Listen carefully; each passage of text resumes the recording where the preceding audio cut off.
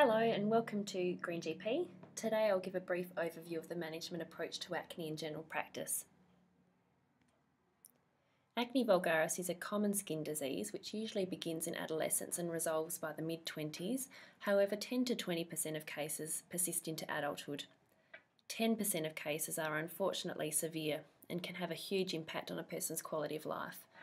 Acne is caused by a combination of factors including an imbalance in sebum production and keratinization, as well as bacterial proliferation and inflammation.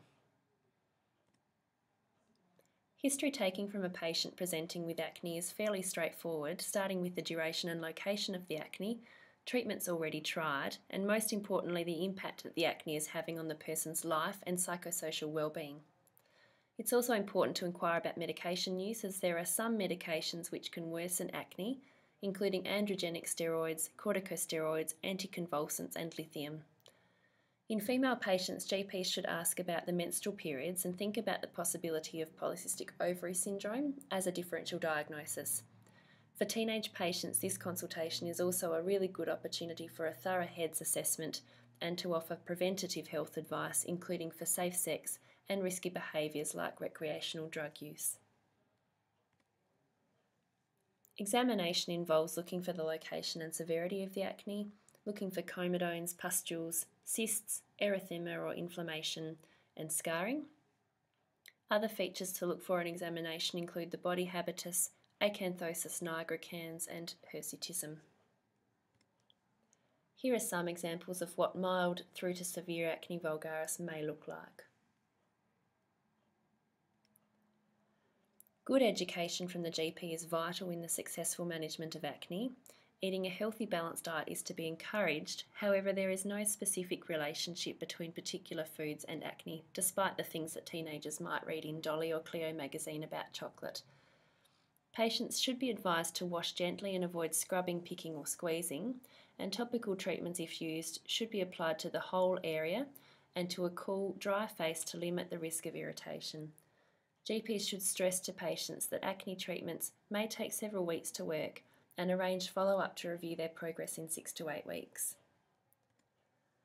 First-line treatment for mild non-inflammatory acne is usually a topical retinoid, which normalises skin cell development, or benzoyl peroxide, which inhibits P. acnes bacteria. Options with topical retinoids include adapalene, also known as differin, isotretinoin known as Isotrex, tretinoin known as Retrieve, or the combination topical treatment Epiduo for nightly use. Topical antibiotics should not be used in combination with oral antibiotics and vice versa to reduce the risk of antibiotic resistance. The first-line oral antibiotic is doxycycline, and this should be used for a course of only 3 to 6 months. In severe cases of acne, a dermatology referral should be performed to discuss oral isotretinoin treatment. And in female patients, it's possible to discuss anti-androgenic oral contraceptive pills like Diane 35, Yasmin or Yaz, and it's important also to discuss contraception in female patients if doxycycline or oral isotretinoin are used due to their teratogenic effects. Spironolactone is another option for anti-androgenic therapy.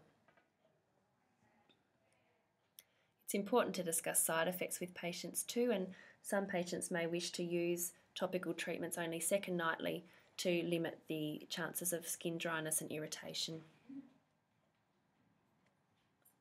Thank you for watching. I hope you found this short presentation about acne helpful.